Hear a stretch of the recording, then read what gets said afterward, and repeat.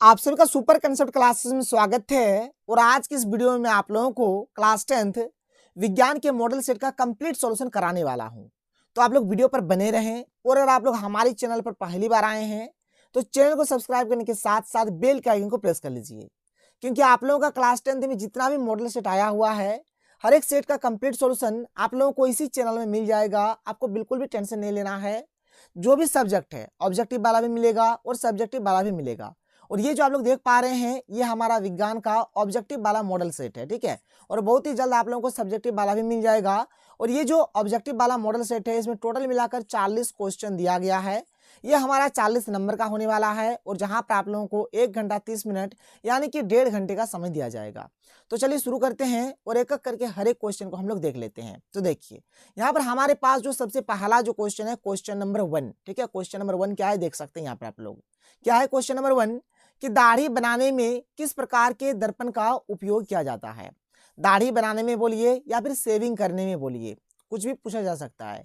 Shaving दर्पण बोलिए या फिर दाढ़ी बनाने में किस प्रकार के दर्पण का प्रयोग किया जाता है, तो इसका सही उत्तर हो जाएगा अवतल दर्पण। यानी कि क्वेश्चन नंबर 1 का सही आंसर हो जाएगा ऑप्शन नंबर सी, यानी कि अवतल दर्पण इसका बिल्कुल सही उत्तर हो जाएगा। क्वेश्चन नंबर 2 क्या है देखिए कि गोलीय दर्पण में फोकस दूरी एवं वक्रता त्रिज्या के बीच संबंध, यानी कि फोकस दूरी और वक्रता त्रिज्या में क्या संबंध है, क्या रिलेशन है, आप लोगों को बताना है। देखिए यहाँ पर ये जो क्वेश्चन नंबर 2 है इसका सही जो हमारा आंसर हो जाएगा ये हो जाएगा हमारा F बराबर R बटा 2। ये होता है एक रिलेशन, मतलब यहाँ पे देखिए दो रिलेशन होता है, दो संबंध होता है। एक होता है F बराबर R बटा 2 होता है और एक होता है R बराबर 2 गुना F होता है। ये हमारा दो रिलेशन दो संबंध होता है, इस चीज को आप लोग जान लीजिए। तो यहाँ पर R बराबर 2 गुना F तो दिया हुआ है नहीं, यहाँ पर F बराबर R बटा 2 दिया हुआ है। ऑप्शन नंबर बी इसका बिल्कुल सही आंसर हो जाएगा। F बराबर R बटा 2 इसका राइट उत्तर हो जाएगा, कोई दिक्कत नहीं है। आगे चलते हैं क्वेश्चन नंबर 3 की ओर चलते हैं, देख लेते हैं कि हमारे पास क्वेश्चन नंबर 3 क्या है, देख लीजिए। क्वेश्चन नंबर 3 क्या है कि प्रकाश के अपवर्तन की क्रिया में कौन सी भौतिक राशि अपरिवर्तित रहती है, मतलब कौन चेंज नहीं होता है, ठीक है। तो यहाँ पर क्वेश्चन नंबर 3 का सही आंसर हो जाएगा ऑप्शन नंबर ए, यानी कि आवृत्ति इसका बिल्कुल राइट आंसर हो जाएगा। क्वेश्चन नंबर 4 की ओर चलते हैं, देख लेते हैं कि हमारे पास क्वेश्चन नंबर 4 क्या है, देख लीजिए। क्वेश्चन नंबर 4 है कि 1 मीटर फोकस दूरी वाले उत्तल लेंस की क्षमता होगी। देखिए यहाँ पर फोकस दूरी कितना दिया हुआ है, 1 मीटर दिया हुआ है। फोकस दूरी को हम लोग छोटा हाथ का एफ से हम लोग इसको सूचित करते हैं और ये 1 मीटर दिया गया है तो 1 मीटर हम लोग यहाँ पर लिख देते हैं, ठीक है, कोई दिक्कत नहीं है। अब देखिए उत्तल लेंस के लिए जो हमारा फोकस दूरी होता है ये धनात्मक होता है, यानी कि ये प्लस 1 मीटर हो जाएगा, कोई दिक्कत नहीं है। यहाँ पर हमें लेंस की क्षमता निकालना है। देखिए लेंस की क्षमता बोला जाए या फिर लेंस की शक्ति बोला जाए, इसका फॉर्मूला होता है P बराबर 1/F होता है। यानी कि लेंस की क्षमता बोलिए लेंस की शक्ति बोलिए, इसको हम लोग P से सूचित करते हैं और F मतलब तो फोकस दूरी होता है। तो इसका सूत्र हो गया P बराबर 1/F हो गया। तो 1 का 1 हो गया और F का यहाँ पर मान कितना है, +1 है, ठीक है। तो ये हो गया 1। और जो देखिए ये जो P है ना, P जिसको बोलते हैं लेंस की शक्ति या फिर लेंस की क्षमता, इसका जो एसआई मात्रक होता है क्या होता है, डायोप्टर होता है। क्या होता है, डायोप्टर, जिसको हम लोग बड़ा हाथ का डी से सूचित करते हैं। तो यहाँ पर आ गया 1D, यानी कि ऑप्शन नंबर बी इसका बिल्कुल सही उत्तर हो जाएगा। 4 का सही आंसर क्या होगा, ऑप्शन नंबर बी हो जाएगा। आगे चलते हैं क्वेश्चन नंबर 5 क्या देखिए कि 4D क्षमता वाले अवतल लेंस की फोकस दूरी क्या होगी। देखिए यहाँ पर सबसे पहले हमें यहाँ पर क्षमता दे दिया गया है, यानी P का मान दे दिया गया है, कितना है भाई, तो 4D हमें यहाँ पर दे दिया गया है। और यहाँ पर हमें अवतल लेंस की फोकस दूरी ज्ञात करनी है, यानी F बराबर क्या है, प्रश्न चिन्ह।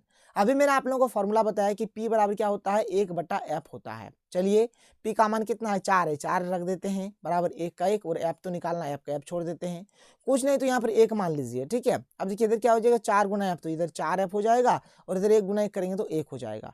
यहाँ पर F बराबर हो गया हमारा 1/4 और F का जो एसआई मात्रक होता है ये मीटर में होता है, यानी कि F बराबर कितना आ गया, 1/4 मीटर आ गया।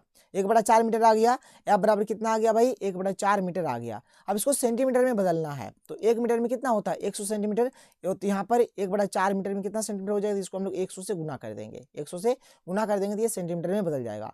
फिर 4 की 4 और 25 चौके 100, तो 25 सेंटीमीटर हो गया, ठीक है। 25 सेंटीमीटर इसका क्या हो जाएगा, यहाँ पर इसका फोकस दूरी हो जाएगा। ऑप्शन नंबर बी बिल्कुल राइट आंसर होगा। 5 का क्या होगा, ऑप्शन नंबर बी बिल्कुल सही आंसर हो जाएगा। आगे चलते हैं, आगे देखिए आगे का जो क्वेश्चन है क्या क्या है हमारे पास। अगला जो क्वेश्चन है क्वेश्चन नंबर 6 हमारे पास क्या है देखिए कि वाहन के अग्रदीपों में किस दर्पण का उपयोग किया जाता है। जो हेडलाइट होता है उसमें किस प्रकार के दर्पण का प्रयोग होता है, तो इसमें अवतल दर्पण का प्रयोग होता है। ऑप्शन नंबर ए बिल्कुल सही आंसर हो जाएगा।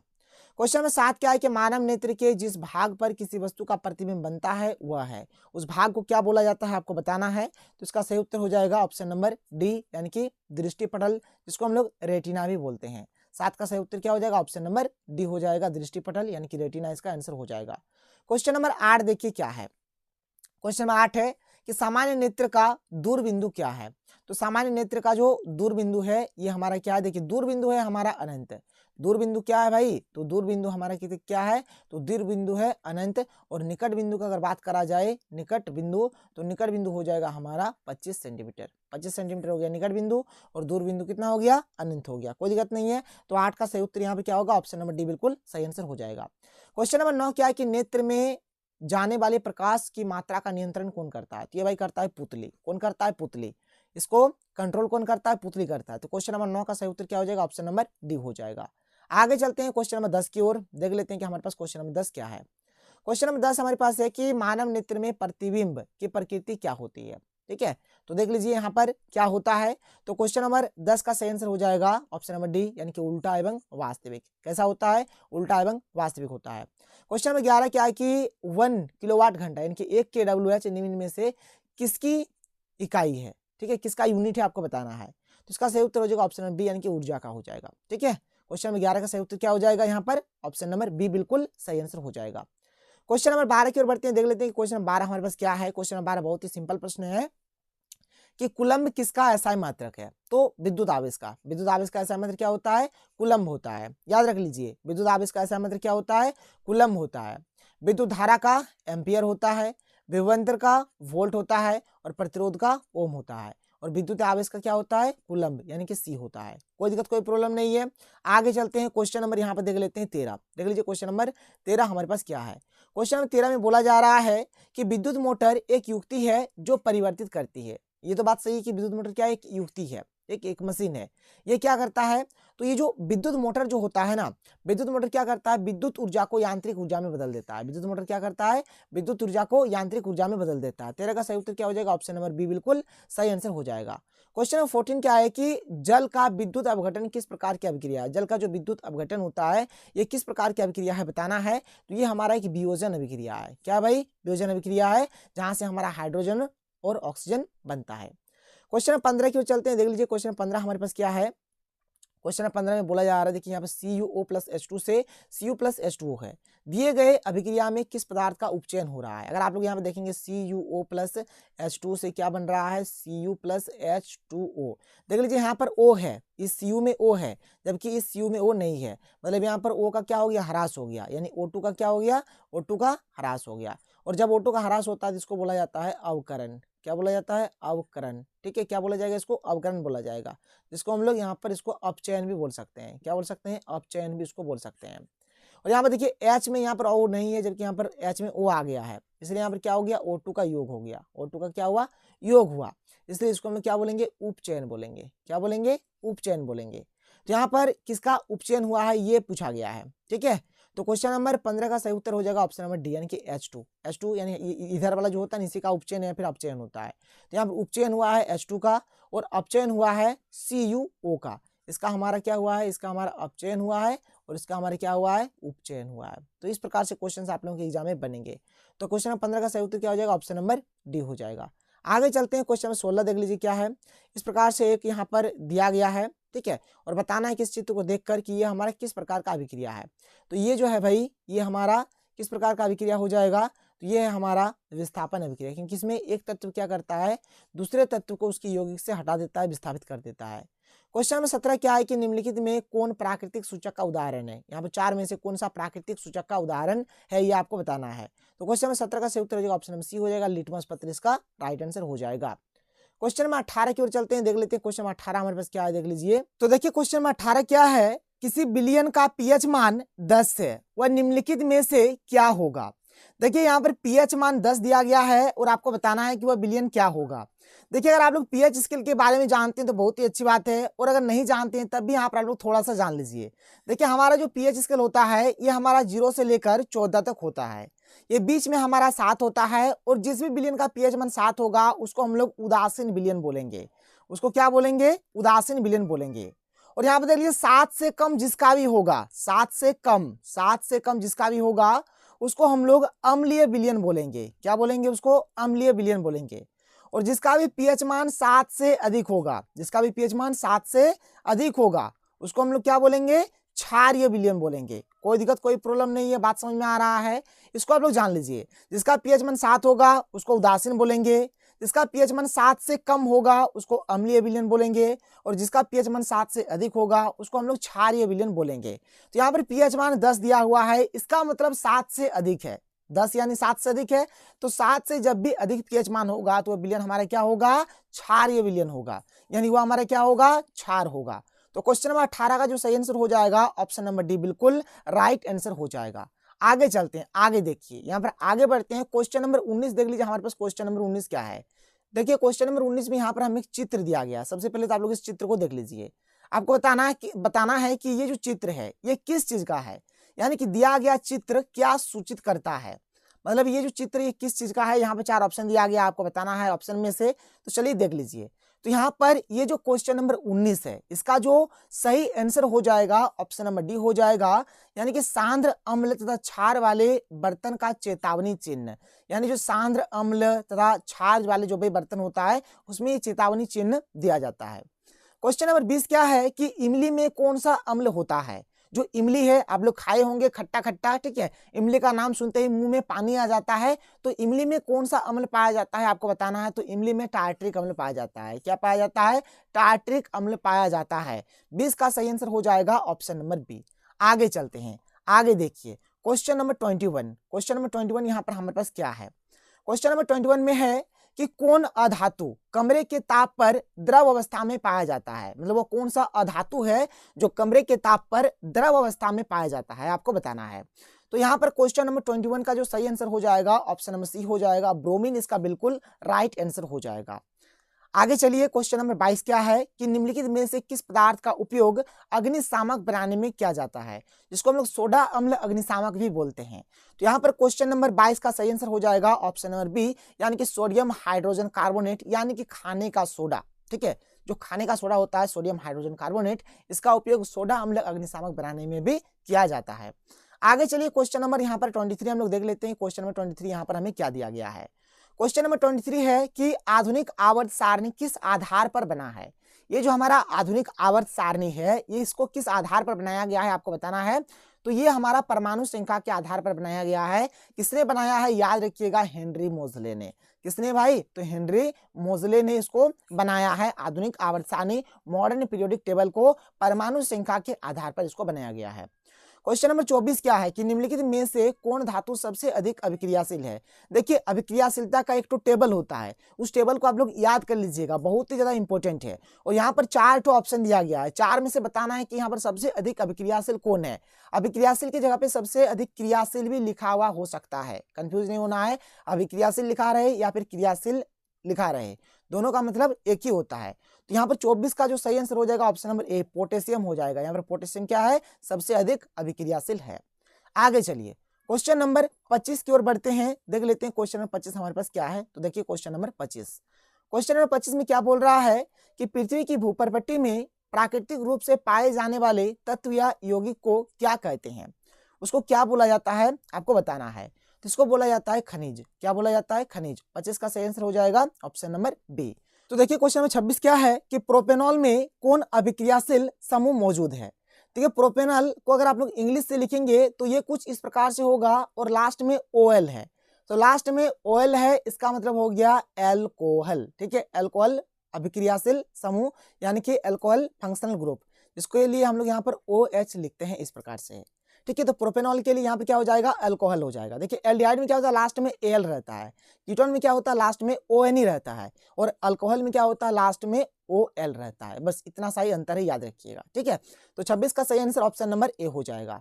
आगे बढ़ते हैं, क्वेश्चन नंबर 27 देख लेते हैं। क्वेश्चन नंबर 27 हमारे पास क्या है। देखिए क्वेश्चन नंबर 27, यहाँ से हमारा बायोलॉजी का क्वेश्चन शुरू हो जाता है। देख लीजिए क्वेश्चन नंबर 27 क्या है कि प्रकाश संश्लेषण प्रक्रिया में निम्नलिखित में क्या नहीं होता है। ठीक है, तो प्रकाश संश्लेषण प्रक्रिया में क्या नहीं होता है आप लोगों को बताना है। तो यहाँ पर इसका सही उत्तर हो जाएगा ऑप्शन नंबर 3, यानी कि कार्बन डाइऑक्साइड का मुक्त होना। ठीक है, कार्बन डाइऑक्साइड का मुक्त होना नहीं, बल्कि वहां पर ऑक्सीजन मुक्त होता है। ऑक्सीजन मुक्त होता है, कार्बन डाइऑक्साइड मुक्त नहीं होता है। जल का टूटना ये सही है, ये होता है। ऑक्सीजन का मुक्त होना, पेड़ पौधे ऑक्सीजन देती हैं, वही ऑक्सीजन तो हम लोग ग्रहण करते हैं ना, तो ऑक्सीजन का मुक्त होना ये सही हो जाएगा।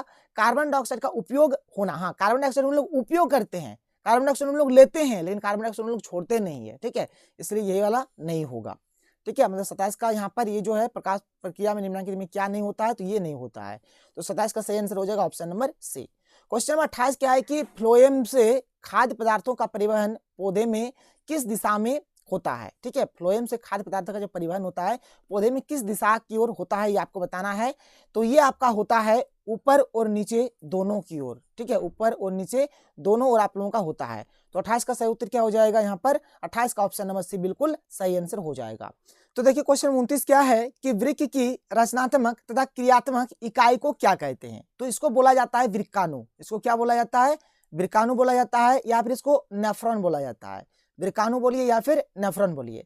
देखिए यहाँ पर वृक्काणु या फिर नेफ्रॉन कहीं पर भी नहीं दिया हुआ है, लेकिन ये आप लोगों का वृक्काणु शायद हो सकता है, थोड़ा मिसप्रिंट है, आप लोग देख लीजिएगा। लेकिन अभी तो आप लोग जान लीजिए कि वृक्क की जो रचनात्मक तथा क्रियात्मक जो इकाई होता है उसको बोला जाता है वृक्काणु बोलिए या फिर नेफ्रॉन बोलिए। देखिए न्यूरॉन जो होता है, न्यूरॉन हम लोग तंत्रिका कोशिका को बोलते हैं। तंत्रिका कोशिका को क्या बोला जाता है, तंत्रिका कोशिका का ही हमारा एक नाम है जिसको बोला जाता है न्यूरॉन।